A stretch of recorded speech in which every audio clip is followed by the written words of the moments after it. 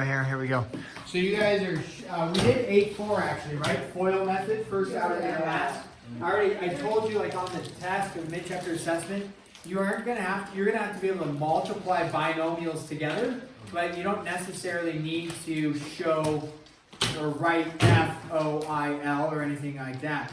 So the FOIL method is just a glorified form of distribution. Okay, so in the FOIL method, it only works with a binomial times a binomial. FOIL. A binomial times a trinomial, there is no FOIL method, it's just distribution method with it. Okay? So with that being said, like on the test or whatever, I'm not going to, I may say multiply using the FOIL method because that's their instructions. But the FOIL method is just the distribution method, so you don't necessarily need to worry about anything unique with that. Looking at 8-5, then just going to jump into dealing with 8-5. 8-5 states special products of binomials, okay? Special products of binomials. So there's 3 special products that we look at. And we've already looked at one of them, the difference of squares. Do you remember that? Difference of squares. Maybe you remember, maybe you don't. So there's 3 special products we look at, and I will write those 3 special products up here. So this is 8-5, special products. And ultimately, our goal is going to be multiplying these together, but then ultimately we're going to be going backwards, stating here's our polynomial. Can we figure out what times what gave us that? Okay, so the first one I'm going to write up here is difference of squares. Okay, and we actually talked about that in 8-4. We did like an example. The acronym I give it is DOS. I don't think the book gives it as DOS, but we're going to give it the acronym of DOS. So a difference of squares is going to be written though like this. Let's just do, you know what, I'm going to do this. I'm going to say a minus b, a plus b.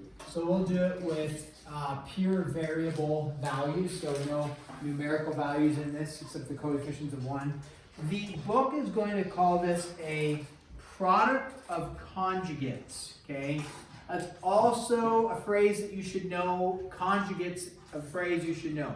What conjugates mean, okay, are this, is that conjugates are binomials, and these are conjugates of each other because they have the same letters or same numbers, A, B, B, and then they just have a difference of signs. One's negative, one's positive. So these are called conjugates of each other. I'm going to call it a difference of squares still, a DOS, but the book is going to call it a product of conjugates. You should know what conjugates are. As we go through this, I'll keep referencing, hey, conjugates are always 2 different things, right? Meaning, if I just gave you don't need to write this, x plus 5 by itself, that's not a conjugate. I would ask, what is the conjugate of x plus 5? So then its conjugate would be x minus 5, and I would say these are conjugates of each other. Whether we multiply them together or not, that's fine, they're just conjugates of each other because same values except a different sign in between. Now, these, if I gave you x plus 5 and then wrote negative x minus 5, those are not conjugates of each other because they actually changed both signs. With conjugates, there's only one sign change, okay? So product of conjugates, good to know because the book is going to reference that. You should know what conjugates are, and then though I'm going to reference it as a difference of squares. Why do I call it a difference of squares? Well, when we multiply this together, we just FOIL it out or distribute, right? A times A is A squared. A times a positive B is AB. Negative B times A is a negative AB. You could write BA, but I like putting AB first alphabetical order, plus it'll match the other AB. And then a negative B times a positive B is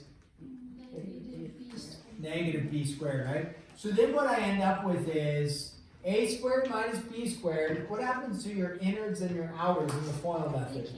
They cancel. We talked about that last week briefly. So what I end up with is A squared minus B squared. That is why this is called a difference. Difference is what in mathematics? Subtraction, right?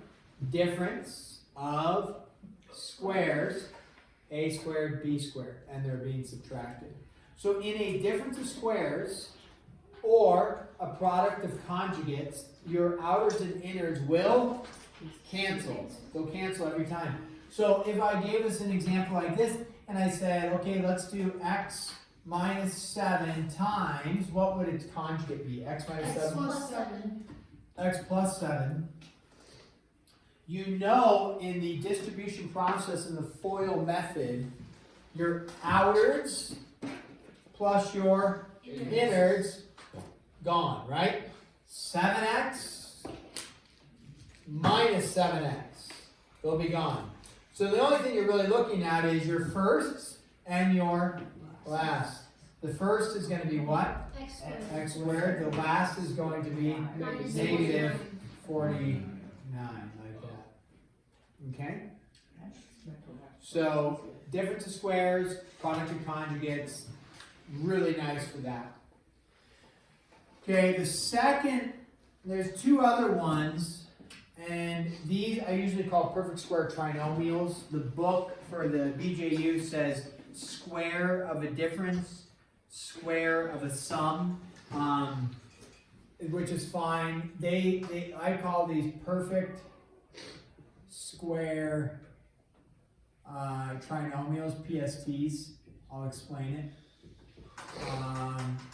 Perfect square trinomials, they say, again, the square of a sum. What they're looking at is this: if you have A plus B quantity squared.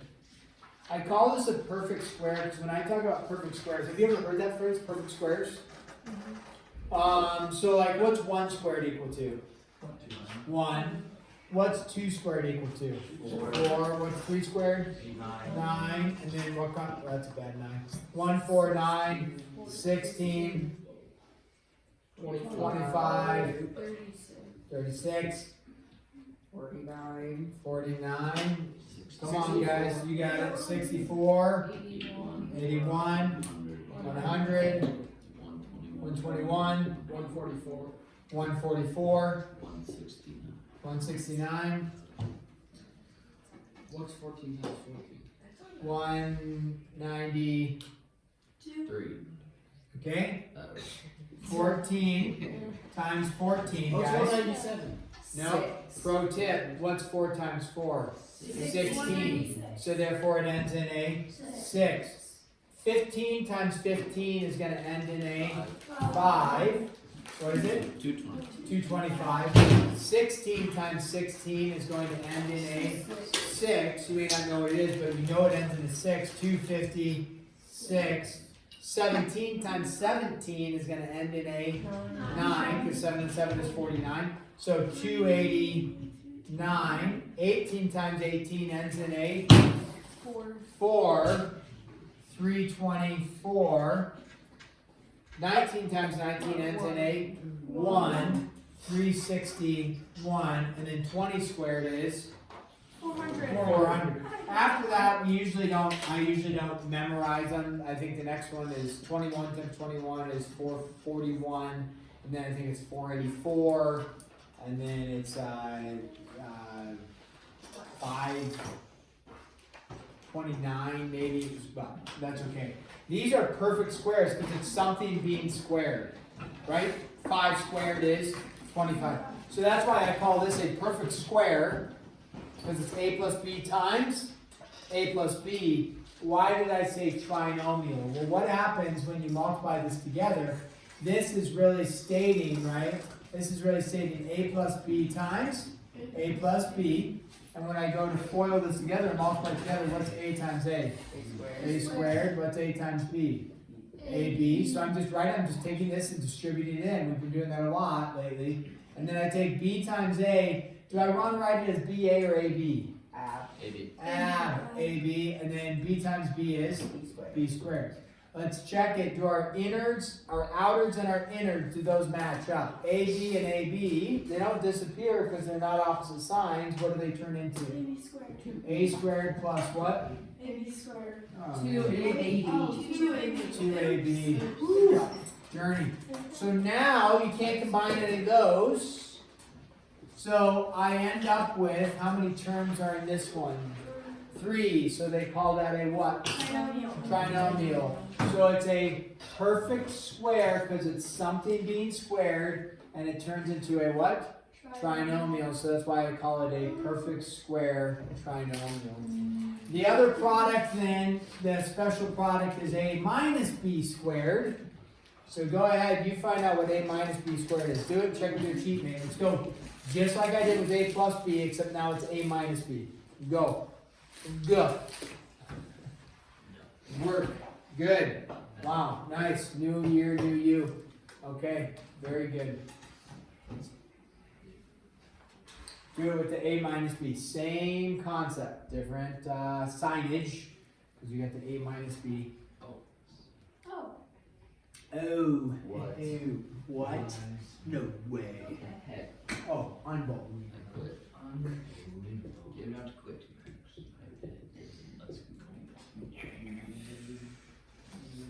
Always quit when you're ahead. Got it? Okay. Yeah. Yep. Yeah. Okay, did you get a squared? Yes. And then did you get minus Yep. 2ab? Yeah. And then B squared. plus b squared. Yes. Now, if that's a little bit of a journey for you or a struggle, check in with me later. We can work on those later. I'm just going to leave that for now. Okay, so those are the 3 special products.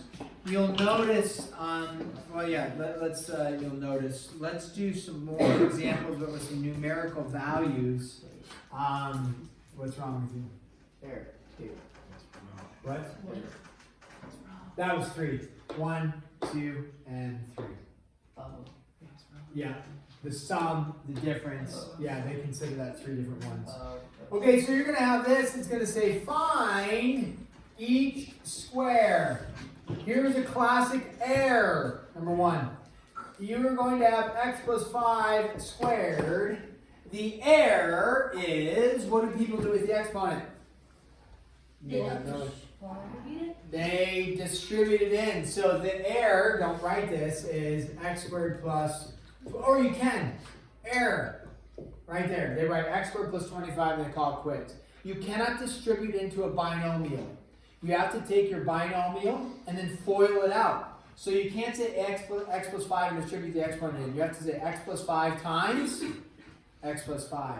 So that's your error. So we say, okay, I can't do that. I have to do what? X plus 5 times x plus 5, and now FOIL it out. When you FOIL it out, you'll recognize that you do get an x squared and you do get a 25, but you're missing your outwards plus your innards. So go ahead and do your outwards plus your innards. And your outwards plus your innards are going to be 2 times a and b. But a and b, it's not labeled a, not labeled b, it's labeled x and 5. So it's 2 times x times 5, which is 10x. So you can shorten it with your knowledge, but if you don't recognize that, you can just do the FOIL method. You don't have to recognize that it's 2ab necessarily.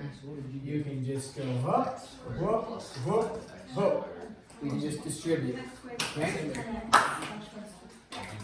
So if you don't recognize that it's a 2ab, meaning 2 times x times 5 to give you 10x, it's okay because you can just go x times x is x squared, x times 5 is 5x, 5 times x is 5x, 5 times 5 is 25, and then you have 2 of those, right? So you get 10x plus 25. So if you don't recognize, you can go from here to here, no problem, but if you need to show this middle step right there, that's great too. No issue. Okay. So you do see the x squared and the 25, you see those labeled right there, right? But if you distribute, you're going to miss the middle term and you'll lose all points. I'll mark you all wrong for that because it's completely wrong. Because the method is completely wrong. So you get part of the answer, but it's completely wrong. So don't make that error, FOIL it together. Okay, let's give you, do you want one that's a little bit more challenging? Why is it more challenging? Well, you've got an X and a Y. Oh my. Okay.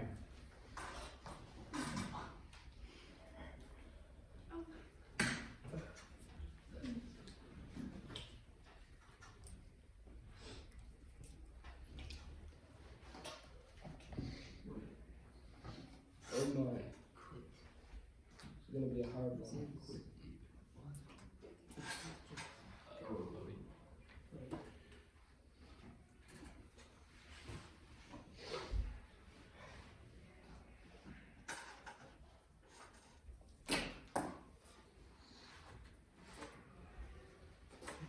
Okay? These are what of each other?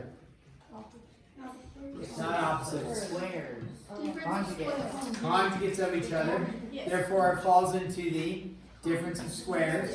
Therefore, our middle terms, our outwards and our innards will cancel, right? And when we go ahead and do this, you get 3x times 3x is 9x squared. If you do the workout, it's okay. You could say negative 6xy and then plus 6xy and then minus 4y squared.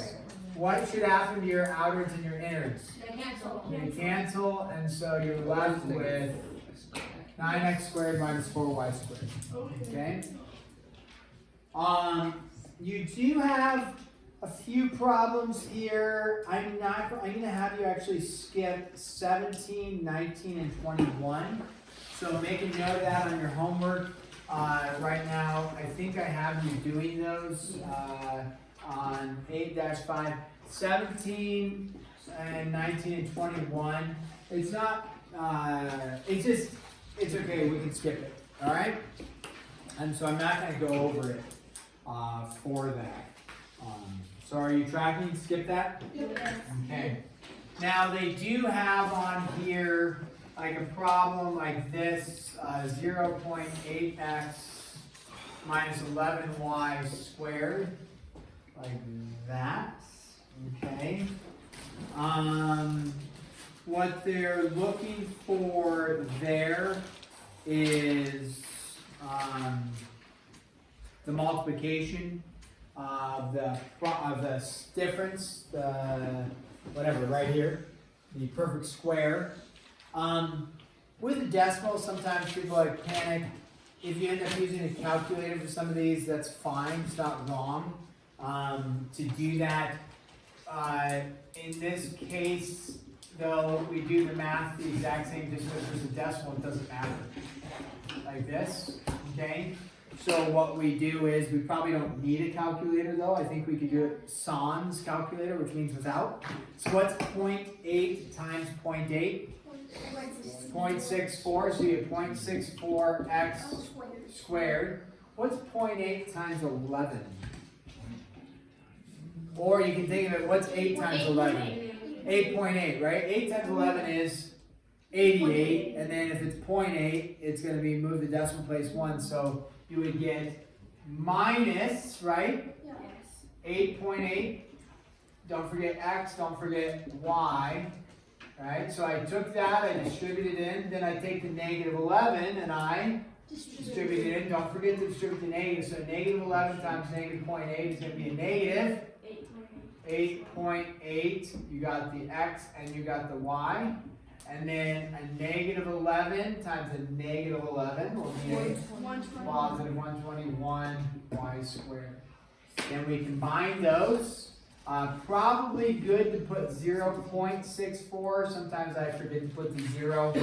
Otherwise, if I just put 0.64, that can get lost. The little dot can get lost, and you look at it as 64.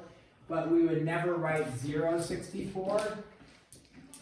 Right? So that's why you put the 0 to help distinguish, even if it's a tiny little dot. Oh yeah, 0.64, right? So 0.64x squared, and then minus 1.76x 8.8 plus 8.8, 17.6. 17.6 xy, and then plus 121 y squared. So that's a viable like test question, a little bit of mental work, no calculator needed, just a little bit of brain power, right, with decimals. It's a little bit more challenging, but definitely could be on the test, okay? So, that's really about it. There, you'll see, let me do one other one. There's like a fractional one I'm gonna skip, but you'll see one other one like this, and that is 30, okay, what number is this, 4? Number 4 in the notes, but you'll have one like 33 you have to do, and it'll look something like this, a plus 3, a minus 3, that's an A, not a U, and then minus a plus 2 quantity squared, like that. So they'll want you to just simplify this expression, and so it's a 2-part deal. You'll recognize, don't forget order of operations, parentheses, then exponents, then multiplication, division, then addition, subtraction. So what you're going to need to do is you're going to recognize this is multiplied together, then it's subtracted by whatever this is. So multiply this together, deal with this, and then combine. We look at a plus 3, a minus 3. These are what of each other? Conjugates. Conjugates, yep. And that's probably a good test question I might ask and say, if I have a plus 3, what's its conjugate? And then you say a minus 3. When you multiply conjugates together, what happens to our middle term? Gone. So you can just pay attention to a times a is a squared. 3 times a negative 3 is minus 9. Okay? Now, in this next portion, we have a plus 2 squared. Tactical error is a squared plus 4. Not true. You're missing the middle term, right? So you got to FOIL that a plus 2 out. Don't forget here, you're going to subtract the entire thing like that. So a lot of people drop the parentheses and they just subtract the a squared. Well, you got to subtract the entire thing, whatever it is. So what does that turn into? A plus 2 squared, when we FOIL it together. A squared plus 4a plus 2a. What's 4i? Wait, what did you? Just do it, double check it. You go ahead and do it. Don't question my math until you've done it. Do a plus 2 times a plus 2. Go ahead and do it. Just like we did with x plus 5, right? Just do a plus 2 times a plus 2. See what you get out. And then question the math and say, wait a second, I think you did it wrong. Here's what I did. And then I think I'm right here. I feel pretty good about it. I feel pretty good about it. Now we can show that work is fine. I know I just skipped the step, but we can show that work. Then we got an a plus 2 times an a plus 2, and we FOIL it out or distribute it out.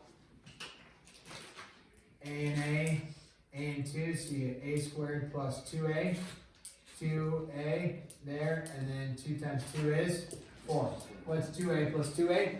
4a. So did I do it right? Yeah. Yeah, you bet. Then what do I need to do with my negatives? Yeah, absolutely got to distribute it in. So when I do that, you can either rewrite it or mentally go through it, but let's just rewrite it. A squared minus 9 minus a squared minus 4a minus 4. Whew. So now we combine our like terms. Are there any, start with a squared, are there any other a squareds? Yes. You got a squared here and a squared there. What happens? A to the 4th. Gone. Oh, wait. Oh, it's minus. Oops. And even if it was being added, you do not add the exponents together. Only when you're multiplying the same basis. Amy. I got negative 4a minus 13. Minus 13. Yeah. Yeah. Okay, we're getting there. What's a negative 9 combined with? Negative 4 to give you what? Negative 13. And then, so we got rid of that, What do we have left? Negative 4a. Typically, like Abe said, negative 4a minus 13, that's standard form where the variable comes first. Okay, so nice. That's what I got too. Good job. Okay, so that's actually, we're done with 8.5. When's this due? Won't make it due tomorrow, make it due Friday, but the mid-chapter assessment I said was just gonna be over 8.1 through 8.4, so we'll just stick with that. So 8.5 is done. We will, look at 8-6-ish tomorrow. I'm gonna have to figure out, because we're kind of ahead of schedule a little bit, because these lessons are actually not, they're kind of all just similar, so. So we'll stick with, mid-chapter assessment on Friday, and then, looking like maybe a test on Tuesday even. So, which means you'd have to get your mid-chapter assessment back on Monday, review that, go over it, so. Those are spring breaks. Next Friday's the last day. So what is it? Like date? Well, March is St. Patrick's Day over. March 13th. That's the 13th. Oh, it is, yeah. Because the 16th is the first day we have office school. Yeah, that's right. So this is due tomorrow. 8-4 is due tomorrow. Wait. Get it? Oh, you were joking?